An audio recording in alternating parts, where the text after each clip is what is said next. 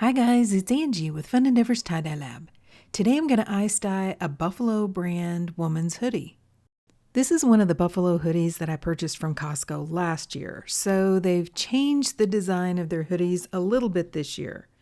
The hoodie started out kind of a cream color, and it's 70% viscose, 16% cotton, 11% polyester, and 3% elastane. So pretty much everything is going to dye except for the 11% of polyester and 3% of elastane. I want to do a little bit more of a random design on this hoodie. So what I'm going to do is I'm going to pick it up from the corner of the hem, and just kind of let it fall naturally. And then I'm going to do some diagonal lines tied with sinew. I'm using sinew because sinew has a wax coating, so wherever I tie one of these diagonal lines, that's going to be like a definition line. It won't be quite as easy for the dye to get underneath that line, so that part of the hoodie is going to remain this cream color. I'm wrapping the sinew around, tying it really tightly, and I'm going to pull until I feel the sinew catch or tighten down on itself. And I'm going to keep pulling until I can't pull it anymore. Then I'm going to go on and tie another line. I'm going to, just like I said, make this a little free form, so I'm not really going to measure the distance between the lines. I'm just going to vary the distance between the lines and continue tying until I have the entire hoodie tied up.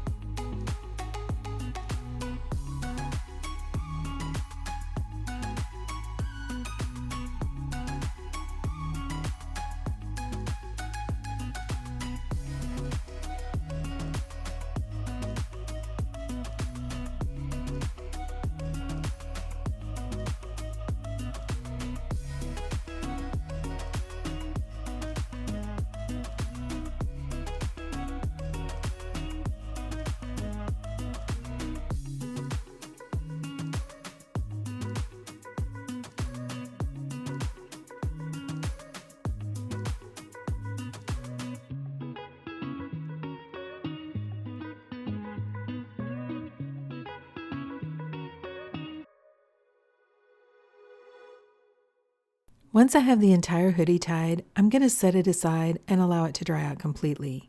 I like to dye thick designs like this when they're completely dry. That way, I feel like I get better color saturation in the center of a tie that is this thick. If you'd like a little more information about that topic, I have a blog post out on my website, and I have a link to my website down below this video in the description. Okay, so the hoodie's been sitting for actually almost about 2 weeks, so it is completely dry. And for this one, I thought it would be fun to try one of the new Dharma ice dye colors. So I'm going to use Interstellar along with a couple of other blue colors, which I think have some pretty color splits. I'm going to take a plastic tote, and over the top of the tote, I'm going to use an expandable colander. I'm going to place the hoodie down inside, and in order to get it to fit down inside of this colander, I'm going to kind of bend it or twist it in on itself. But I don't want to layer it. In other words, I just want one layer of fabric. So I don't want to pile it on top of itself. If you'll notice, I'm making sure it is twisted in there, but that I can see the top of the entire hoodie. I hope that makes sense. I also forgot to mention that because this hoodie, most of the polyester is on the inside, I went ahead and left the hoodie turned right side out. You can either turn the hoodie inside out, leave it right side out, whichever way you want to. The reason for turning items inside out when you ice dye them is to try to reduce some of the speckling that can happen from undissolved dye. But with some of these hoodies, if you turn them inside out, you're going to see the polyester portion, which doesn't soak up the dye or doesn't actually dye. So it can be a little difficult sometimes to gauge your saturation if the only part of the hoodie that you can see is the part that isn't actually dyeing. So sometimes with these hoodies, I just go ahead and leave them right side out. You can do whichever you prefer. Okay, so I've applied a layer of ice into the colander over the top of the hoodie. And now I'm going to apply my dye over the top of the ice. I've put pretty much as much ice as I can fit in this colander because I'd like to not have to come back and apply more ice to the top. Because the hoodie's pretty thick, I'm using a colander that's deep because not only does this colander expand across my plastic tote, but it also expands down, so it's pretty deep. Which, if you're wondering, I purchased this one at TJ Maxx. They have some great colanders there. So the colors that I'm going to use for this hoodie are Interstellar, which is one of the new ice dye colors from Dharma. And then I'm using Mom Jeans, which is a special order color from Dharma. You can still purchase those, but you have to buy them in large quantities. Or you can go out to a group on Facebook called Tie-Dye Supplies Marketplace. And you can usually purchase smaller quantities of these dyes from that Facebook group. I've left a link to that group down below this video in the description. I'm also using Strong Navy.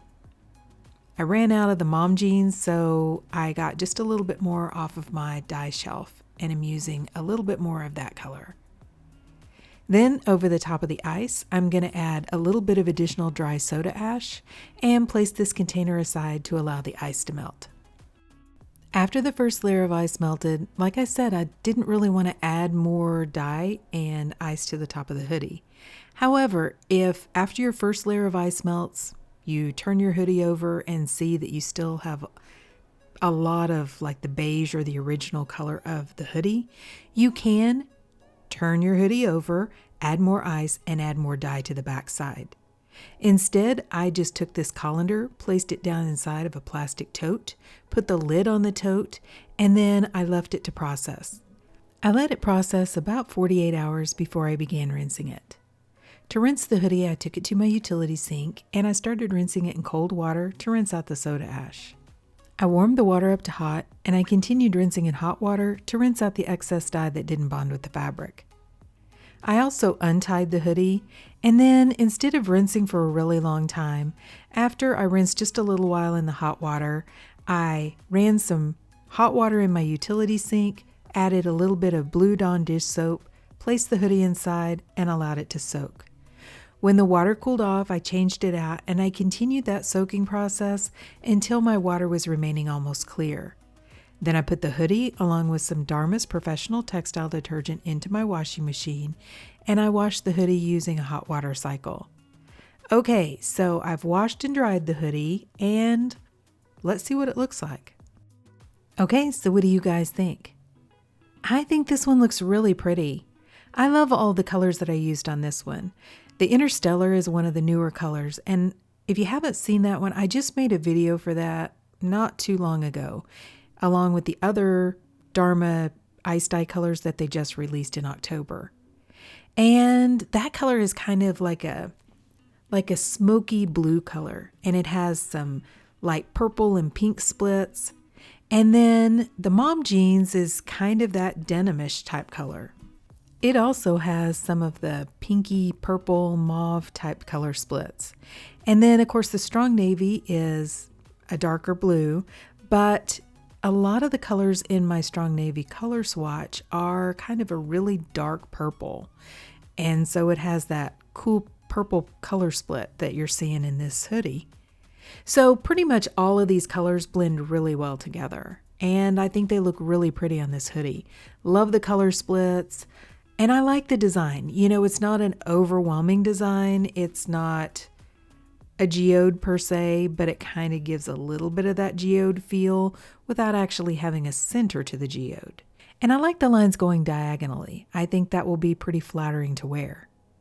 So overall, I really like this design and I love this hoodie. I think it's really pretty. I love the colors, but what do you guys think? Please drop me some comments down below and let me know. And like I said, this is one of the hoodies from last year. I still had several of them left, so I didn't purchase any of the new ones yet this year. But have any of you guys tried the new hoodies? I know they've changed them a little bit. They've placed the pockets on the sides this year, and I'm not sure if that's the only difference. But let me know down below if you've tried the new hoodies from Costco this year. And if you've enjoyed the video, I sure would appreciate it if you would like it and if you'd subscribe to my YouTube channel. If you'll hit the bell, you'll receive a notification whenever I upload a new video. Thank you all for watching, and I hope you have a great day.